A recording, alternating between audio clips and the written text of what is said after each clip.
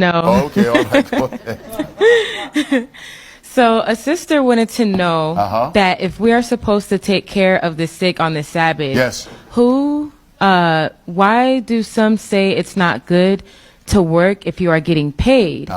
If you are doing that type of work, Yes. and you control that environment, whereby you can also remember the Sabbath day and keep it holy, is it considered breaking the You Sabbath? can't remember the Sabbath day, keep it holy while you're working on the Sabbath.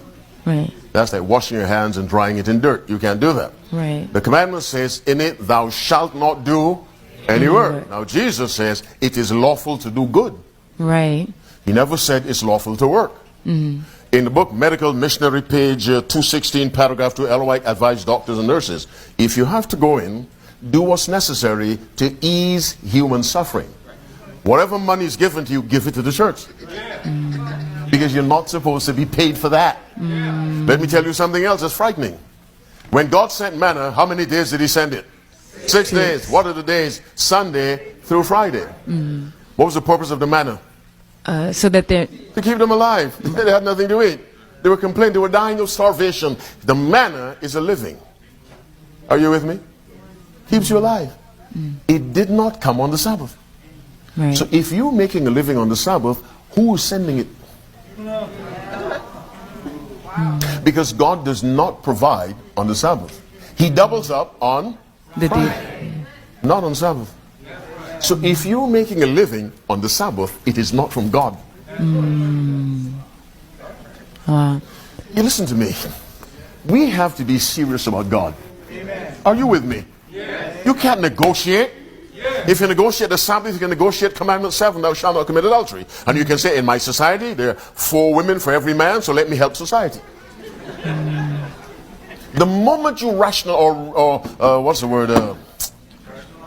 rationalize one commandment, you've opened the door to rationalize any of the other 9. We must obey God strictly. Counsels for the Church, page 268, paragraph 5, Ellen White writes, the history of God's dealing with his people in all ages shows that he requires exact obedience. Go into that hospital, ease suffering. Whatever compensation comes your way, give it to the church. You're not supposed to be paid for what's done on the Sabbath. I'm sorry, and I guess that answers the second question. Part of the question was, well, what if like someone's supposed to be working on that day, but she's off on the Sabbath, but the person gets sick or has to take care of someone who is sick in their home, then she would get called in. Should she go in or should she not? So I guess your answer would be whatever money she makes on the Sabbath. Ease someone's suffering. Right. People have to be fed on the Sabbath. Are you with me? People have to take medication on the Sabbath. No problem.